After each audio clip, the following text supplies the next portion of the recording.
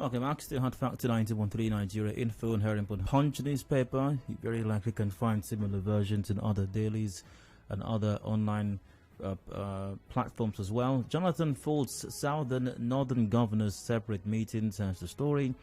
Former President Goodluck Jonathan on Sunday backed the Nigeria Governors Forum, noting that the platform remains the best to discuss issues affecting the country. The former president urged the governors to eschew hostility. He said the argument between the Southern Governors Forum and the Northern Governors Forum following the former's inaugural meeting held in Asaba last Tuesday was uncalled for.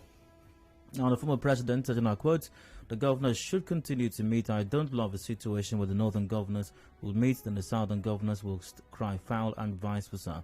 This would not help our country. The governors through the Governors Forum should meet. They are the people who run this country. The president is just one person in Abuja." He also said, quote, "I don't really enjoy the antagonism between the governors. They should come together and discuss. If there are issues affecting one or two states, I think the governors should see how they can collectively come with a way to address those issues." This is the matter we're discussing at the moment. So several issues here, no doubt. But primarily, will the herders' crisis be best addressed with southern governors squaring up against their northern counterparts? Is that a veritable way to go about this? And these are another related matters we're looking at right now.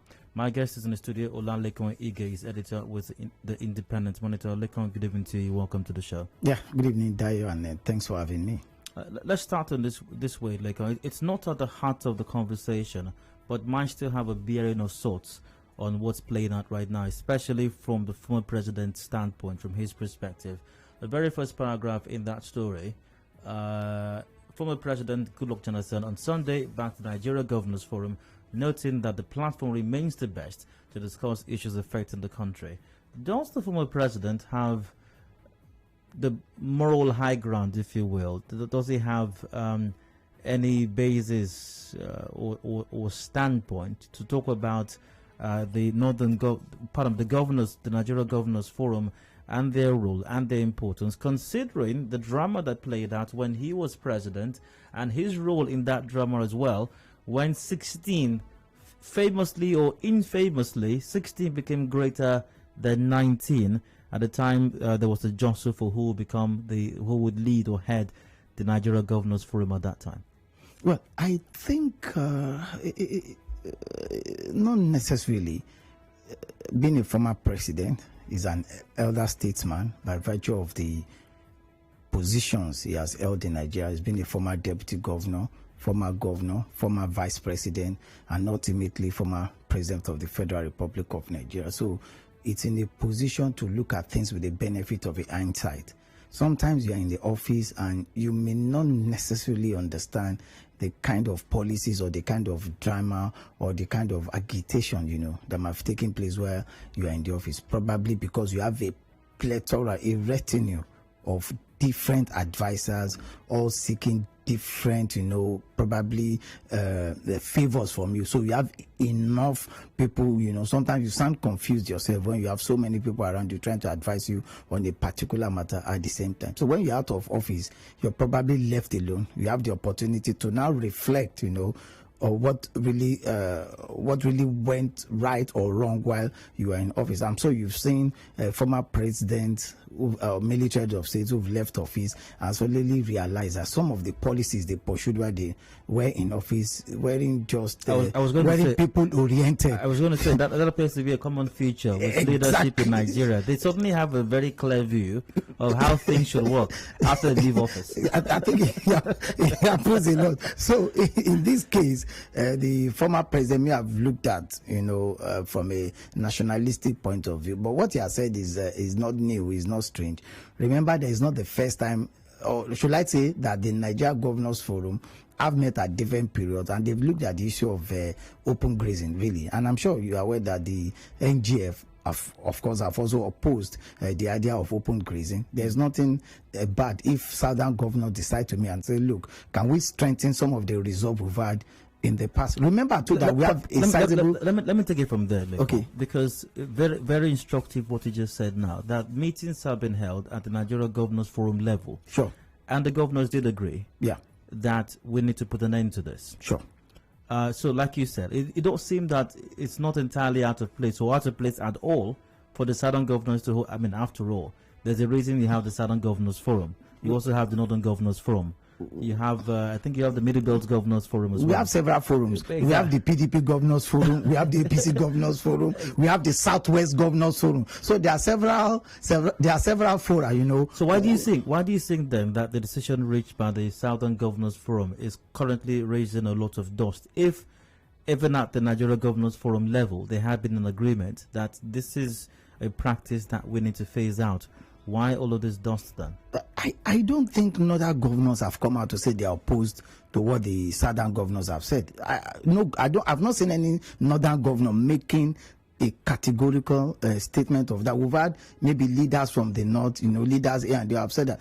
I have not seen any formal statement from any northern state governor. Remember that even the northern governors had met. I think they met in Kaduna and even agreed that, look, the idea behind open grazing is archaic.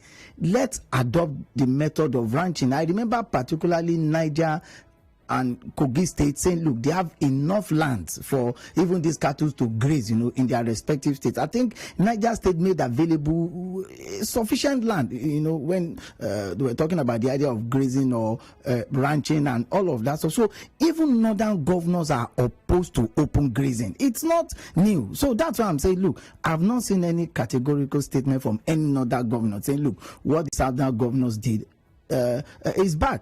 What I expect for me going forward is for the southern governors to go beyond that meeting in Delta State. I was expecting that by now we'll have had respective states' House of Assembly backing up their respective governors with laws, you know, banning open grazing in their respective states. We have some of those laws existing in some states already. For example, in Ekiti State, the law in Ekiti State did not ban open grazing. And let's also tell Nigerians that the law in Ekiti did not ban open grazing. Let me also say it again. It gave time for which grazing can take place in Ekiti State. It says between the hours of early morning and evening. That is in Ekiti State law. What is further in Ekiti State law is that, look, any herdsman or herdsmen found holding cutlass, holding knife or any other dangerous weapon will be termed a terrorist and will be made to face the law. That was just the exception that was in the Ekiti State law to say, look, we give you time to graze your cattle between so hours and so hours in so local government areas, but you must not be found with cutlass, you must not be found with knife, you must not be found with any dangerous weapon. Otherwise, we'll term you a terrorist and we'll charge you before the Ekiti State law. So that's what is available in the Ekiti State grazing law. So I expect that other states' House of Assembly in southern part of Nigeria will go further, or the governor should have returned home to brief their respective states' House of Assembly to say, look, this is our resolution in Asaba. This is what we should be doing next. Can we get all our state House of Assembly to back up what we have said in Asaba by enacting laws in our respective states banning open grazing? And remember, when you ban open grazing, what are the options before those who own the cattle or herdsmen and all of that? Let's talk about that as well. Now, even though the governors have agreed, and I'm not just talking about the southern governors now. Sure. The governors forum have agreed we need to phase this out. And many other persons, stakeholders, statesmen, leaders at different levels have also echoed similar sentiment as well and thoughts. Sure. That we need to phase this out, we need to move on. But from your standpoint, do we have a clear-cut roadmap? Do we have a well-defined, structured, and already, if not entirely implemented, or at least being implemented strategy to address this?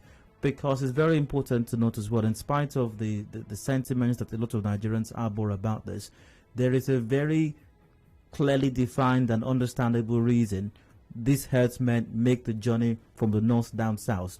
They're not coming for excursion. It's not a picnic. They're not coming to see how many flyovers we have in Port Harcourt in Rivers State. Sure. Climate and other factors force them to make that journey down here. Southwards. Exactly. So, from your standpoint, once again, are we creating solutions to the problem they're having to deal with that forces them down south, or are we just leaving them in limbo? Because that might create another problem in itself. But it's also important, just to add to what you are saying, it's also important to note that, look, not all the cows that are in southern Nigeria, not all of them are owned by northerners. There are sizable number of southerners who own cows but employ herdsmen to herd the cattle for them, to sell, contact them, they sell, pay them off, and get their own profit. So each state must deal with its own peculiarities. Now, Ekiti, Osun, Oyo all share boundary with Kwara State, meaning there will be intermarriages. Remember that the Fulanis have sizable population in Kwara State, meaning that you may have had Fulanis who are married to Yoruba who are married to Fulanis. So you understand why some Yorubas have cows, why some Fulanis have been able to bring their cows from Kwara State. Kogi and Kwara all share boundary with Ekiti, Osun, and Oyo State. So each state will have its own peculiarities in enacting some of these laws. But what will be the denominator for all the states will be that, look, ranching must be made compulsory even when you are enacting these laws. Now, because it's not just sufficient for you to say, look, we are banning open grazing in our state. What other options are you making available? Judging against the background of the fact that, look, some of your own indigenes own these cows. What options are you giving them? Make ranching compulsory, so that if you are going to have cow business in any respective state, regardless of where you're coming from, ranching must be mandatory. There have been fears of, look, if we give our land to some of these people, they have this expansionist agenda and all of that stuff. That also comes with responsibility. The state can as well acquire the land for ranching, meaning that no single individual will have access to another person's land. The land is owned by the state. That even brings up, that raises another question as well, because I've spoken to even people who are in the business of this. Yes. On one occasion, I've spoken to the National Secretary of Miyetti Allah, Yes. Cattle Breeders Association of Nigeria. Exactly, Sally Allison. And he's expressed how that even the idea of ranching, they are in support of it, by the way. Sure. They also know ranching is the way to go. But for a lot of these transhumans, pastoralists, nomadic herders who move from point to point, it's a venture they cannot afford. And it's not just one or two or three of them. There are a lot of them. They are in, I think they might even be millions if you count their family members and Yes. people who make journeys with them. Yeah. So it's a lot of persons who are involved in this, and because literally they are the equivalent of peasant farmers, Yes. they cannot afford to do that. So are they just, and the argument that, herding cattle is a private business, so it's your business how you raise the funds for ranching. Nobody cares about it. We don't care what you do. If you like, your business can die. Nobody cares. It's a private business. You don't share your profit with anybody. So why should the state be concerned as to all of that? So should they be left to their fate and sort it out themselves, or can the states, can the governors work out something? And you'll address that when we return from the break that I must attend to right now. Quick commercial break. When I return, the conversation with Olalekan continues, and you're welcome to be a part of it. Please stay with us. Connect with your customers. Advertise on 92.3 Nigeria Info. Visit our downtown office at Shop 9, Mediatrix of All Gracies Plaza, opposite FIRS, Stadium Road, Port Harcourt, and book your commercials.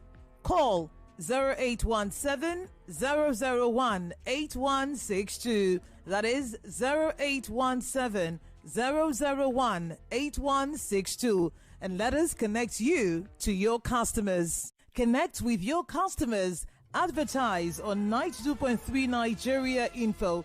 Visit our downtown office at Shop 9, Mediatrix of All Gracies Plaza, opposite FIRS, Stadium Road, Port Harcourt, and book your commercials. Call 0817 001 8162. That is 0817 001 8162. And let us connect you to your customers. Connect with your customers. Advertise on 92.3 Nigeria Info. Visit our downtown office at Shop 9, Mediatrix of All Gracies Plaza, opposite FIRS, Stadium Road, Port Harcourt, and book your commercials.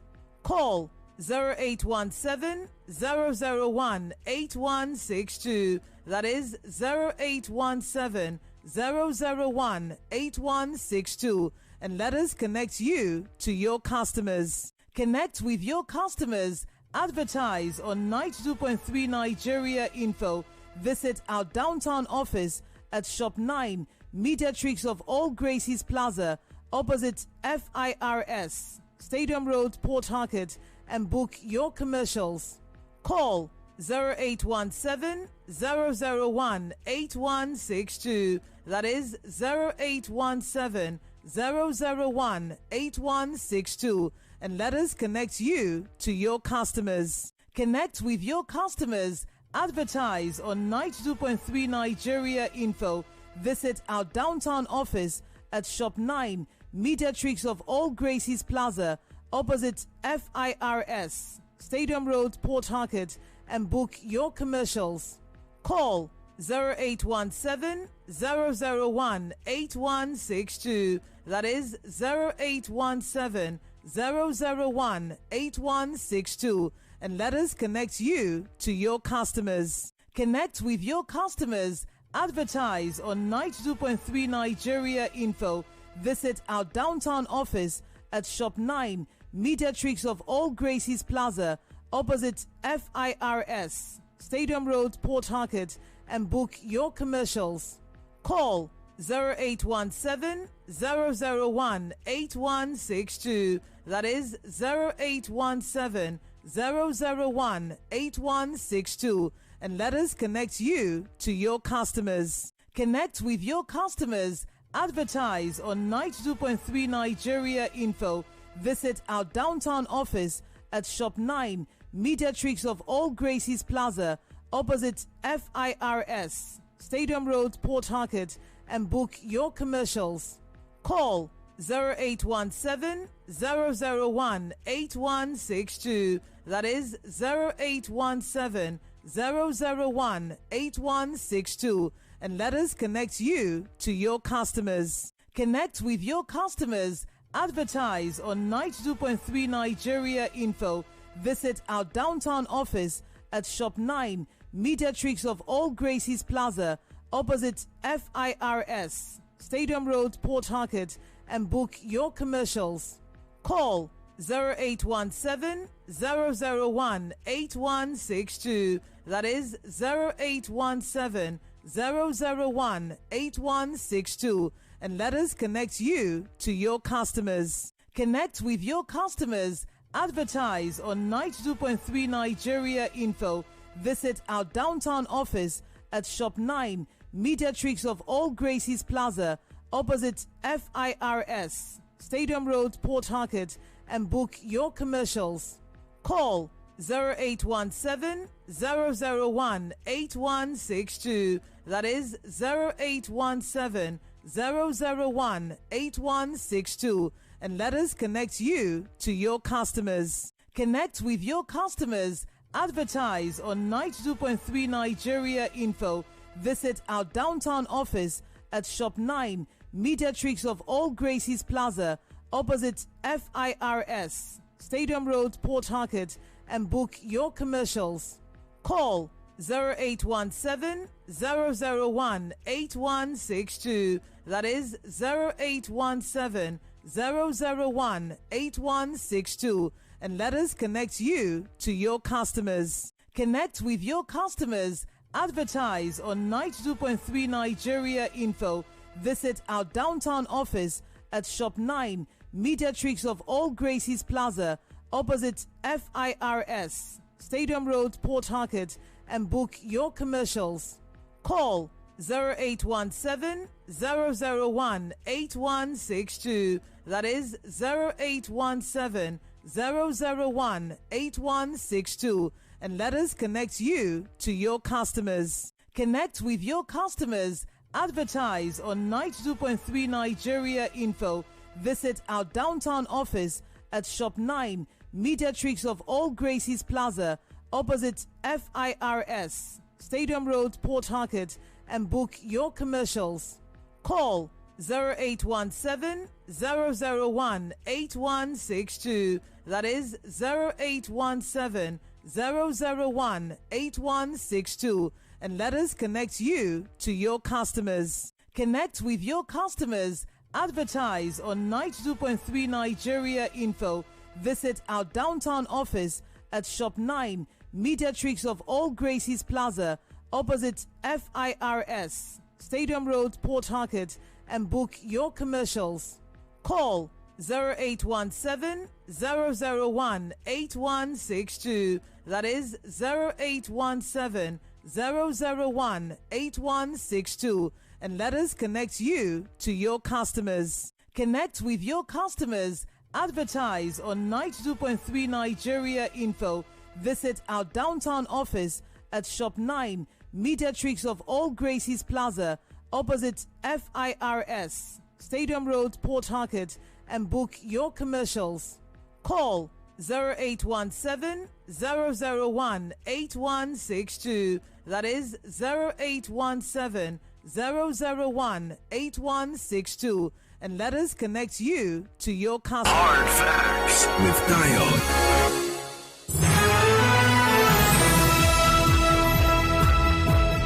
Welcome back to the Hard Fact 91.3 Nigeria Info and her input Harcourt. I'm Dion. 22 to go before 5 p.m. Conversation continues. Jonathan Ford, Southern Northern Governors separate meetings and talking about the Southern Governors meeting recently, which held in Asaba in Delta State, where they talked about security challenges facing the South. And of course, several matters came up, including the subject of restructuring, demanding that, and also reportedly placing a ban on open grazing in the South here. My guest is editor with the Independent Monitor, Olalekan. Lekon, you're welcome once again. Yeah, thanks you. Now, before the break, I asked a question about a seemingly popular position that cattle rearing is a private business, and as such, the herders should be left to their fate and deal with it, purchase land, set up ranches in any state that they think they need to traverse or pass through, or that is good for their business. Even though these herders, many of them are simply peasants and literally can't afford it. How should we handle or manage that? Well, I think we have to look at it critically. It's assumed something of not just national importance. It's something that is of African importance. It's something that is of West African importance.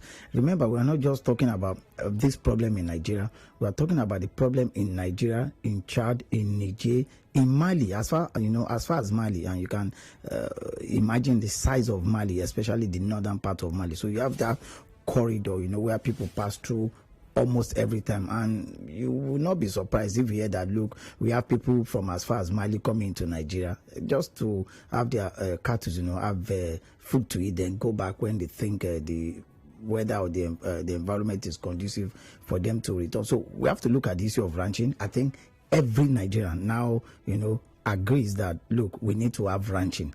Now, the next question is, what form of ranching do we have? Should we compel these people to buy land on their own, or should they get all of this stuff and ensure they ranch these cattle and provide all the facilities? If they do not have sufficient money to do all what they are being asked to do, then it is the responsibility of Mieti Ala Cattle Breeders Association make a formal request, or respective people in their respective states can approach their state governments and say, look, we don't have sufficient money to do ranching. Can you make some funds available for us, or can you guarantee us to get money from the bank so that as we make sales from these ranches, then you're able to pay back the bank? That's why I said, look, some of these laws have to have peculiarity to their respective state, because what it is in state A might not be what it is in state B. State A might be willing to even fund its indigenes who own these cattle to own these ranches, then pay the money back later.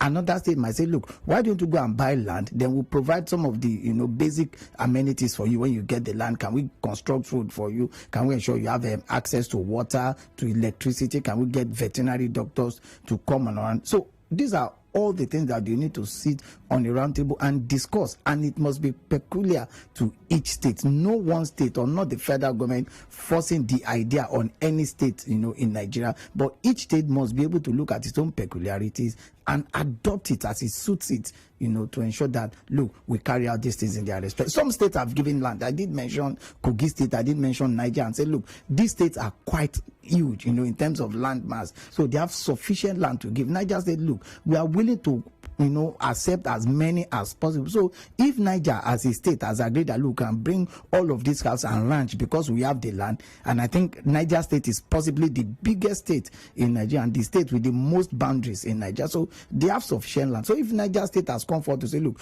we can't accommodate a sizable number of these people, this will now fall on the doorsteps of the federal government of Nigeria.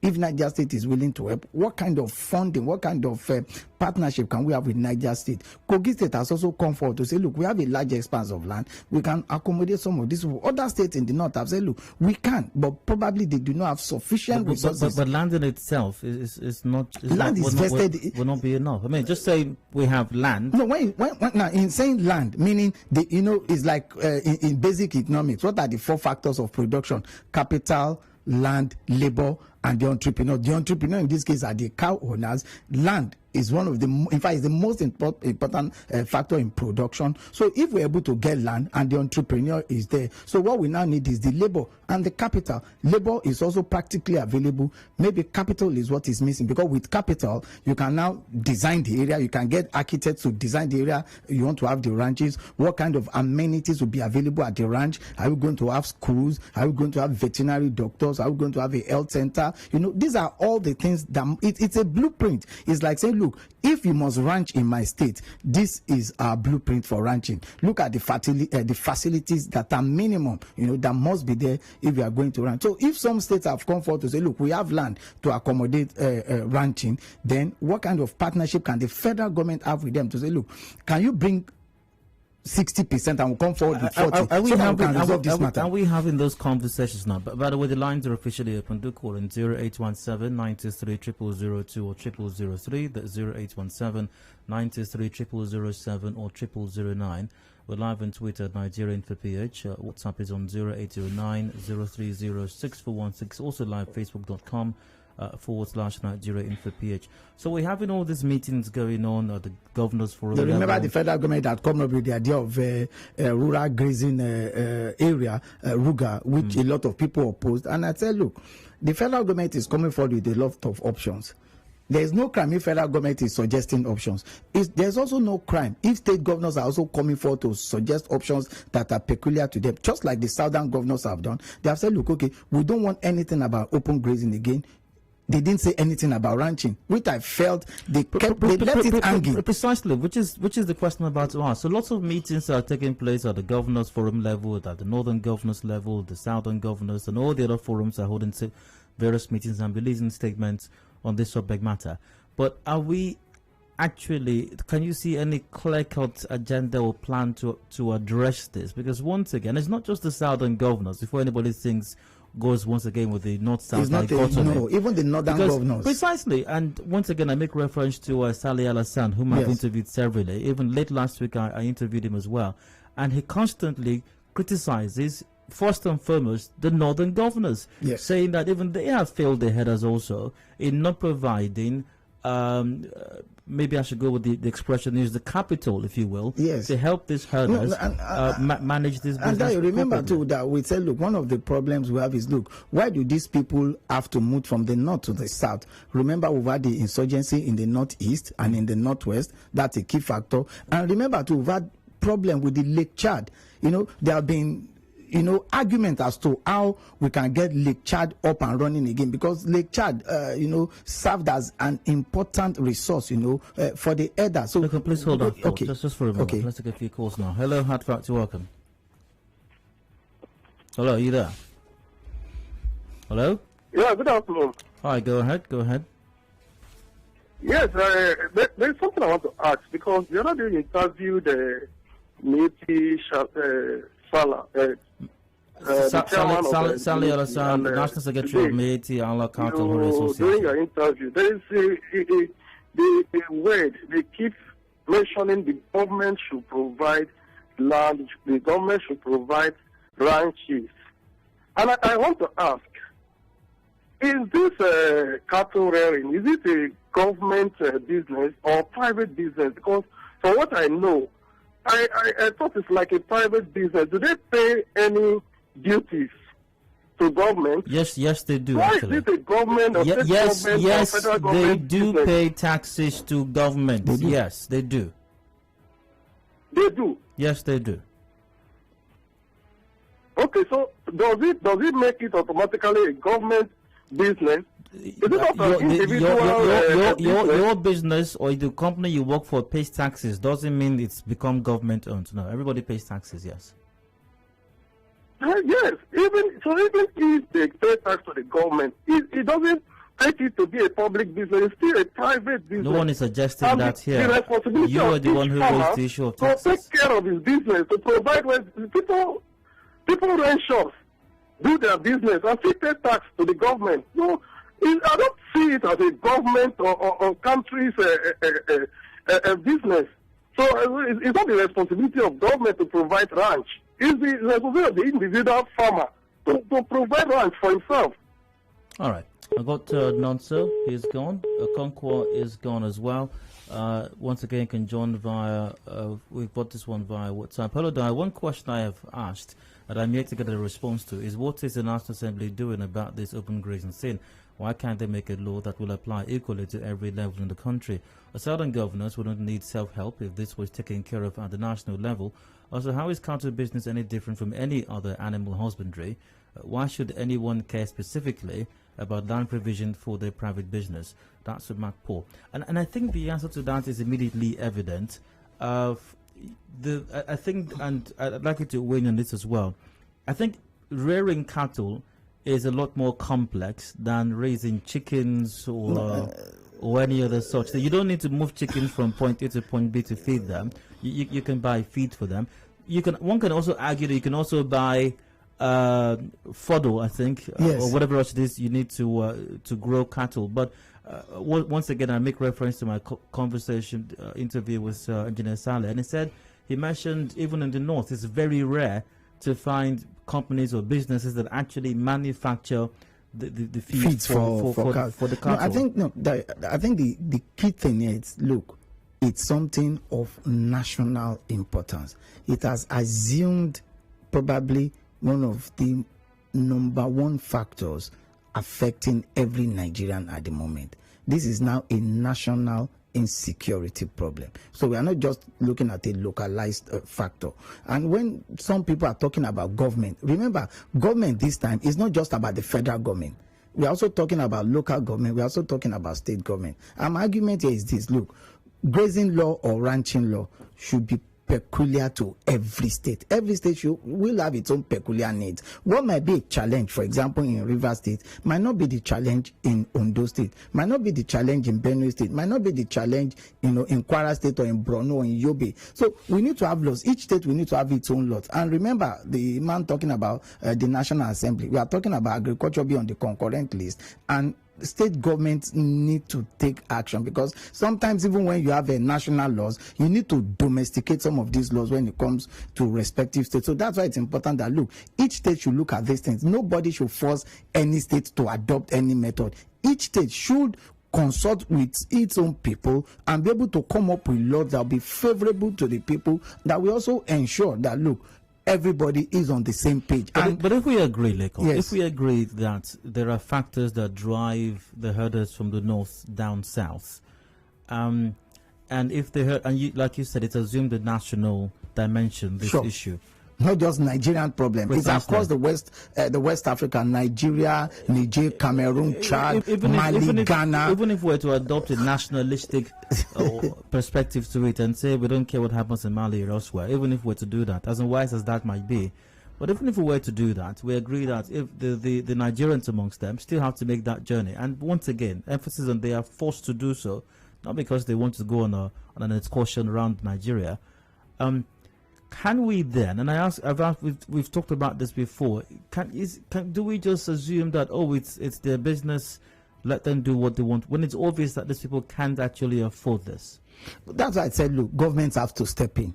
And I'm not talking about federal government here. I'm talking about state government. I'm talking about local government. I'm talking about even the federal government. Let me also add the federal government. Where can the federal government come in? What assistance can they offer? These cattle owners or these herdsmen are from their respective states across Nigeria. What are their state governments doing to help them?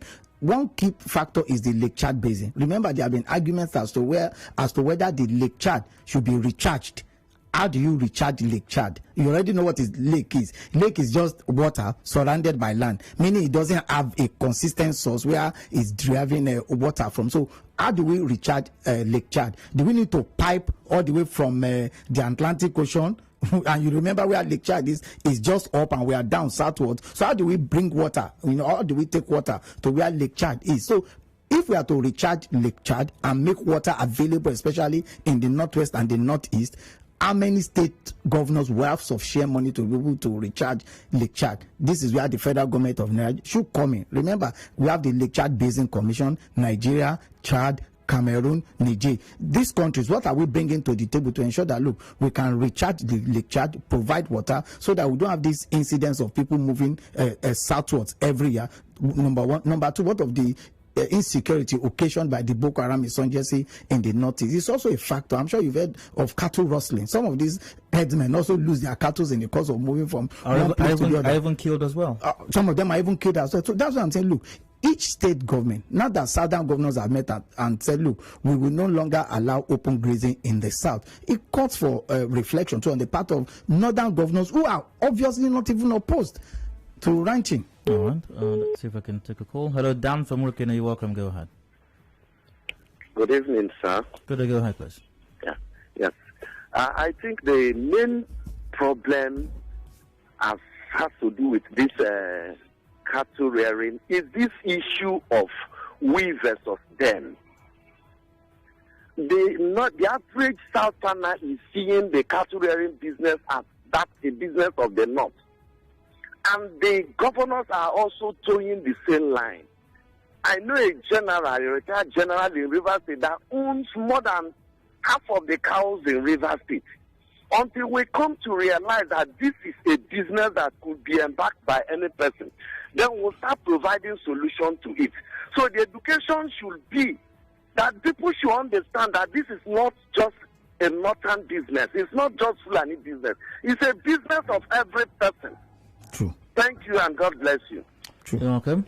Dan, for making a great you have for me. We have to wrap up the conversation right now.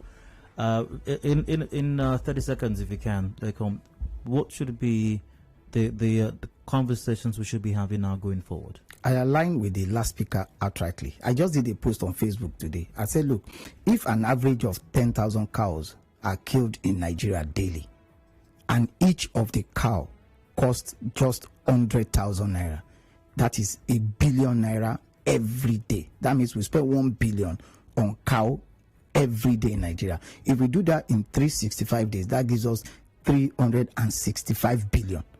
And that is just from beef, because we kill the cow for the beef, right? We are not talking of milking it. We are not talking of hides and skin. So just from beef alone is a 365 billion naira business every year in Nigeria. Meaning some states could as well tap into this huge amount of money to say, look, why don't we encourage some of our own indigenes to even go into this cattle business and make money from it? So we shouldn't just see it as, one side of Nigeria's business. It could be a business for every one of us, southern or northern Nigeria. If we can put our acts together, ensure that we get our own people now to operate this cattle business and ranch them. We must wrap up the conversation on that note. Thanks to Olalekan, editor with Independent Monitor, for joining the conversation. Olalekan, thanks for your time. Thank you, Dario. We got the news update coming up shortly. When I return, it appears reportedly, RESEC is owing ad hoc staff months after the last local government elections. Dr. Barango Taria of RESEC joins me for that conversation. Please stay with us.